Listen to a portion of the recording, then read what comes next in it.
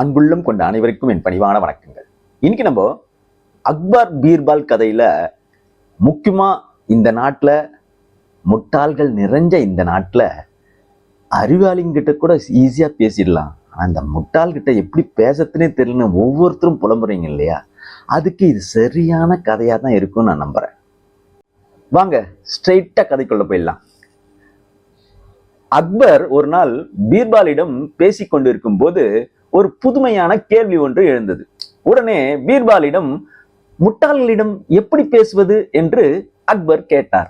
திடீரென்று அக்பர் இப்படி ஒரு கேள்வியை கேட்பார் என்று எதிர்பாராமையால், மன்னர் பெருமானே, இதற்கு பதிலை நாளைக்கு கூறுகிறேன் என்றார் பீர்பால்.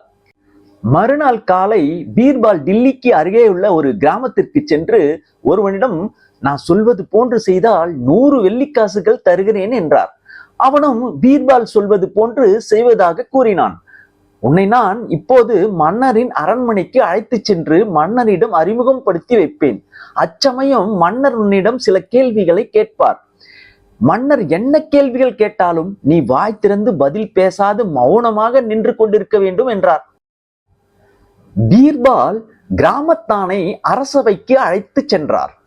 மன்னர் பெருமானே, இவன் எனது உறவினன், படித்தவன், உலகம் அறிவு மிக்கவன். தாங்கள் என்ன கேள்விகள் கேட்டாலும் இவனால் உடனடியாக பதில் கூற முடியும் என்று அவனை மன்னரிடம் அறிமுகப்படுத்தி வைத்தார் பீர்பால். மன்னர் அவனை நோக்கி, பீர்பாலிடம் கேட்ட அதே கேள்வியை முட்டாள்களிடம் சில சமயம் பேச நேரிட்டால் எப்படி நடந்து கொள்ள வேண்டும் என்று கேட்டார். கிராமத்துக்காரன் பீர்பாலிடம் சொல்லியபடி மன்னர் கேட்ட கேள்விக்கு பதில் ஒன்றும் பேசாது மௌனமாக நின்றிருந்தான். மன்னர் பலமுறை இது போன்ற கேட்டும் அவன் பதில் கூறாமல் வாய் மூடி மௌனமாக சாதித்தான். இதனால் அக்பர் பீர்பாலை நோக்கி, என்ன, உங்கள் உறவினரிடம் பல முறை கேட்டும் இதற்கு பதில் கூறாது மௌனம் சாதிக்கிறானே, நீங்கள் கூறியபடி இவன் அறிவாளியாக இருப்பான் என்று தெரியவில்லையே என்றார்.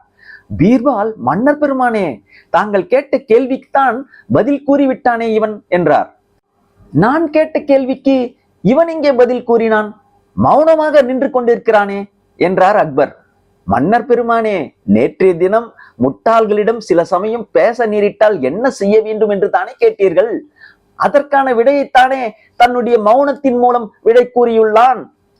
அதாவது முட்டாள்களிடம் சில சமயம் பேச நேரிட்டால் மௌனமாக இருக்க வேண்டும் என்பதைத்தான் பேசாது வாய்மூடி மௌனமாக இருந்தான் என்றார் பீர்பால்.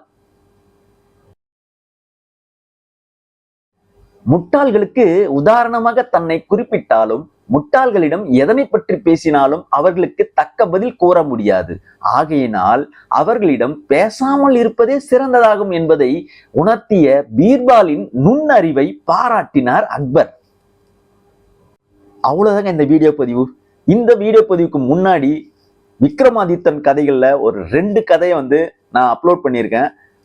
அதை பார்க்கணும்னு நினைக்கிறவங்க டிஸ்கிரிப்ஷன்ல லிங்க் கொடுக்குறேன், அதையும் பாருங்க, சூப்பரா இருக்கும்.